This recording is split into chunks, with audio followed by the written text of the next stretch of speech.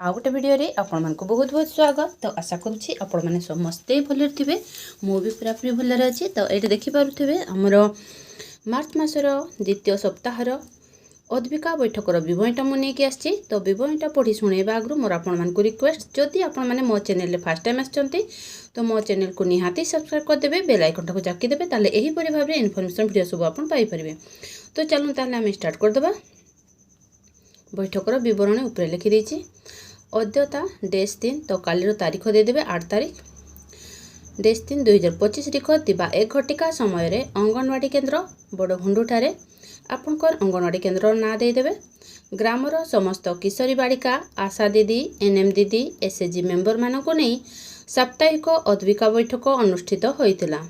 उक्त बैठक में दीपा मार्डी सखी और सहेली रश्मिता सोरेन सभा कार्य परिचालन रे सहाय्य करथिले।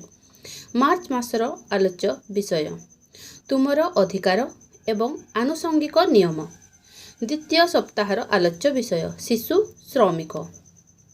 जदि शिशुटी आंशिक किंबा पूर्ण समय भित्तिरे रोजगार कार्यकलाप नियोजन हुए यहाको आमे शिशु श्रमिक बोली कहिबा।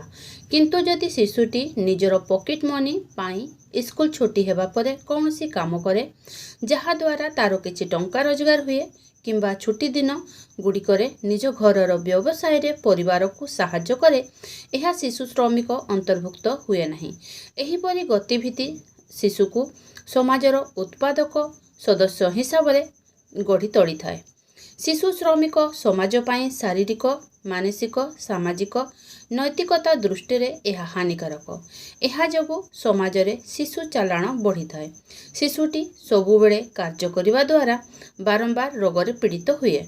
यह छड़ा शिशुटी विपज्जनक जगह कार्य करिवा द्वारा शिशुटीर शरीर रे क्षत होई थाए।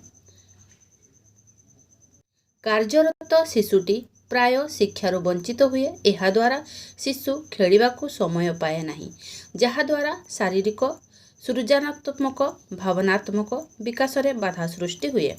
शिशुटी भविष्यत रे निर्धनतार चक्र रे फसी थाए। शिशु श्रमिक आईन 2016 रे संशोधन होई बाल श्रम निराकरण एवं नियंत्रण संशोधन आईन होईछि। 14 वर्षरु कम बयसर शिशु मानक पाई कौनसी श्रम अनुमति योग्य नुहे। शिशु माने कौनसी चाकरी किंबा काम रे लागि पारिबे नाही। केवल पारिवारिक काम एवं चित्रांकन, संगीत इत्यादि प्रशिक्षण अनुमति योग्य।